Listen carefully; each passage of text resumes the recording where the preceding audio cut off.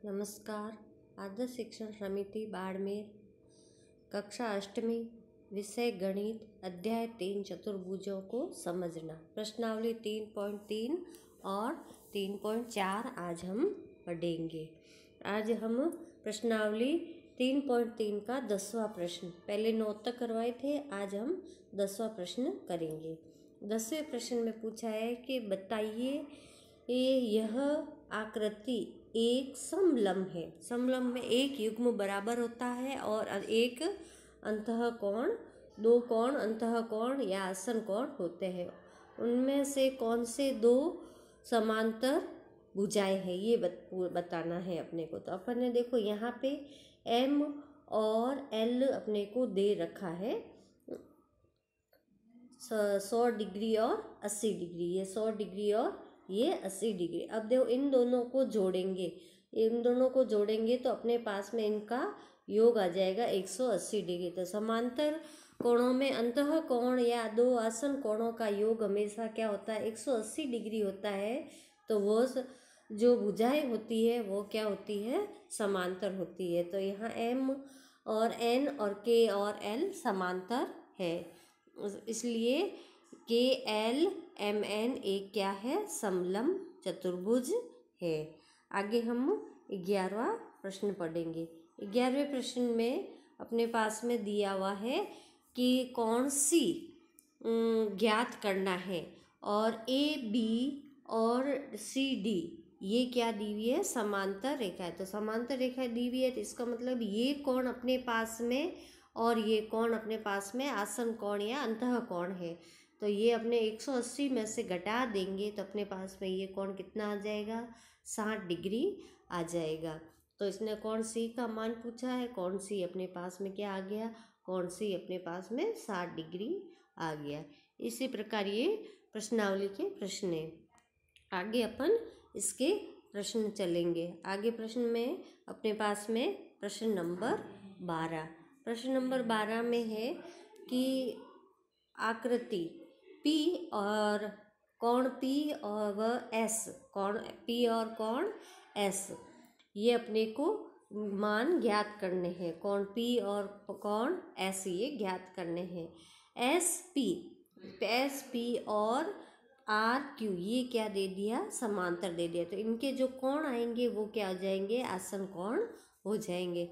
आसन कोण हो जाएंगे तो अपने इसमें से घटा दिया, 180 में से घटा दिया तो 130 घटाएंगे ये वाला कोण, तो कोण क्या हो जाएगा, 50 डिग्री प्राप्त हो जाएगा।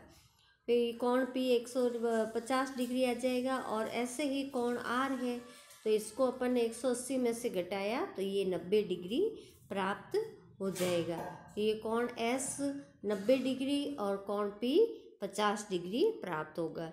फिर इसने पूछा है कि क्या कोण P को ज्ञात करने के लिए एक से अधिक विधि हो सकती है। तो हाँ, समलंब चतुर्भुज के चारों कोणों का मान कितना होता है, 360 डिग्री होता है। तो कोण R को अपने इसने ज्ञात अपने को मालूम है और कोण P ज्ञात करने के लिए तो इन तीन कोणों को 90 डिग्री और 130 डिग्री को जोड़ देंगे तीनों को, और अब 360 में से घटा देंगे तो ये अपने पास में P का मान ज्ञात हो जाएगा। इन तीनों को जोड़ा तो अपने पास में क्या प्राप्त हुआ, 310 डिग्री, और 360 में से 310 घटा देंगे तो अपने पास में P का मान क्या आ जाएगा, 50 डिग्री आ जाएगा।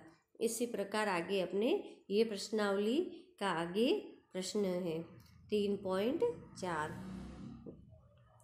अपने को ये प्रश्न पूछा है कि ABC और एक क्या है, समकोण त्रिभुज है। ये अपने पास में क्या है, एक समकोण त्रिभुज है और वो समकोण के सम्मुख भुजा यानी ये और ये, ठीक है। समकोण मध्य बिंदु O पर क्या कर रही है, प्रतिच्छेद कर रही है। तो ABC एक समान दूरी पर है।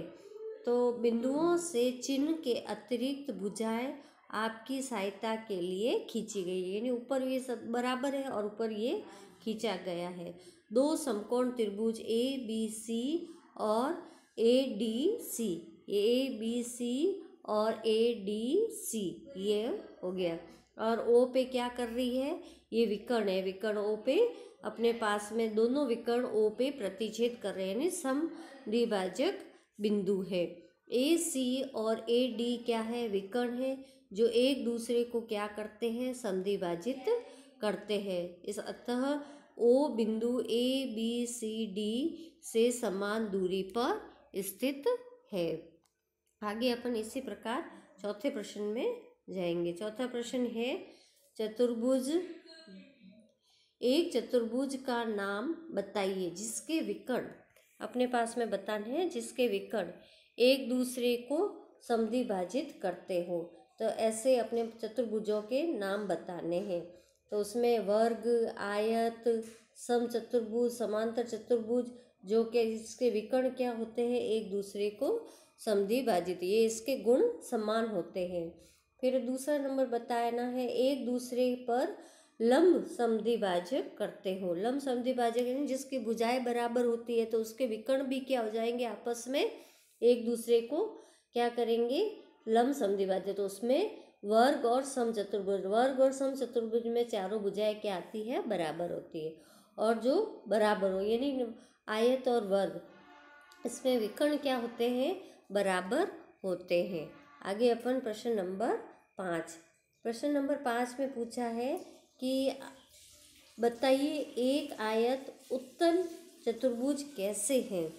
आयत एक उत्तल चतुर्भुज है क्योंकि उनके शीर्ष क्या होते हैं, उभरे हुए होते हैं, और विकर्ण क्या होते हैं, अंदर की यानी अंदर की ओर होते हैं। और अवतल होता है उसके शीर्ष और एक विकर्ण क्या होता है, एक विकर्ण बाहर की तरफ आता है, इसलिए यह आयत एक क्या है, उत्तल चतुर्भुज है। अब आगे अपन प्रश्न नंबर 3 पे चलते हैं। प्रश्न नंबर 3 में पूछा है बताइए कैसे ये वर्ग है एक चतुर्भुज। एक चतुर्भुज यानी एक वर्ग चतुर्भुज है क्योंकि उसकी चारों भुजाएं क्या है, बराबर होती है। फिर पूछा है एक समांतर चतुर्भुज, यानी ये समांतर चतुर्भुज है वो उसके वर्ग कैसा होता है, इसके क्या होती है, समांतर चतुर्भुज और वर्ग की सम्मुख भुजाएं क्या होती है, बराबर होती है। फिर इसने पूछा है एक समचतुर्भुज, एक समचतुर्भुज वर्ग कैसे है, क्योंकि उसकी सभी भुजाएं क्या होती है, समचतुर्भुज और वर्ग की सभी भुजाएं समान होती है। एक आयत, आयत में भी क्या होती है, सम्मुख भुजाएं बराबर होते हैं और सभी कोण क्या होते हैं, समकोण होते हैं। ऐसे ही आयत और वर्ग में दोनों में 90-90 डिग्री के कोण आते हैं। अब आगे अपन प्रश्न नंबर 1 पे चलेंगे जो सत्य और असत्य है। अपने पूछा है कि सत्य और असत्य, सभी आयत एक वर्ग है, असत्य है क्योंकि सभी आयत एक वर्ग नहीं हो सकते क्योंकि इसमें भुजाएं बराबर होती है और आयत में भुजाएं बराबर नहीं होती है। फिर पूछा है सभी चतुर्भुज समांतर चतुर्भुज होते हैं, सत्य है क्योंकि सम्मुख भुजाएं क्या होती है, सम्मुख कोण बराबर होते हैं और विकर्ण परस्पर क्या होते हैं, समद्विभाजित करते हैं। फिर पूछा है सभी वर्ग सम चतुर्भुज और आयत होते हैं, तो ये कथन असत्य है क्योंकि इसमें क्या है, सभी वर्ग सम चतुर्भुज होते हैं परंतु आयत नहीं होते हैं। फिर है डी में पूछा है सभी वर्ग समांतर चतुर्भुज नहीं होते हैं, ये अपने पास में इसमें पूछा है सभी वर्ग, वर्ग क्या होता है, समांतर जिसकी भुजाएं बराबर होती है और समांतर में आमने सामने की भुजाएं बराबर होती है, तो ये भी कथन क्या है, असत्य है क्योंकि समांतर चतुर्भुज और वर्ग की इसने कहा नहीं, अगर यहाँ दिया होता क्योंकि इसके सभी गुण क्या मिलते हैं, गुणधर्म मिलते हैं, इसमें नहीं आ गया इसलिए यह असत्य हो गया। ठीक है। फिर अपने पास में ई है कि सभी पतंग सम चतुर्भुज होते हैं, तो ये भी कथन असत्य है क्योंकि सम चतुर्भुज पतंग नहीं होते क्योंकि इसमें सभी भुजाएं क्या होती है, बराबर नहीं होती है। फिर एप में सभी सम चतुर्भुज पतंग होते हैं, तो सम चतुर्भुज पतंग हो सकते हैं क्योंकि इसमें विकर्ण क्या होते हैं, परस्पर समद्विभाजित होती है और सभी भुजाएं क्या होती है, बराबर होती है। फिर जी में पूछा है सभी समांतर चतुर्भुज समलंब होते हैं। समांतर चतुर्भुज में आमने सामने की भुजाएं बराबर, समलंब में एक युग्म अंतःकोण बराबर होते हैं। इसलिए क्या होता है, इसके सम्मुख कोण भी बराबर होते हैं, इसलिए ये कथन क्या हो गया, सत्य हो गया। फिर है सभी वर्ग समलंब होते हैं, सत्य है, क्योंकि इसकी वर्ग की सम्मुख भुजाएं क्या होती है, समांतर होती है। और वर्ग में भी क्या होते हैं, भुजाएं बराबर होती है, इसलिए अपने पास में क्या है, इसके ये भी समांतर ही चलती है। और समलंब में भी क्या होता है, भुजाएं क्या होती है, समांतर होती है। अब आगे अपन अध्याय 4 की शुरुआत करेंगे, उसमें कुछ बातें बताएंगे। तो ये है रचनावाली प्रश्नावली, इसमें भी ये भी चतुर्भुज की है और ये चाप काटने की और प्रकार वगैरह सबकी आवश्यकता के अनुसार है। अब इसमें चतुर्भुज बनाने के लिए क्या क्या चीज़ों की आवश्यकता होती है। 5 मापों से एक अद्वितीय चतुर्भुज प्राप्त होता है, यानी क्या होना चाहिए, 5 माप होने आवश्यक है। किसके लिए, एक चतुर्भुज की रचना के लिए।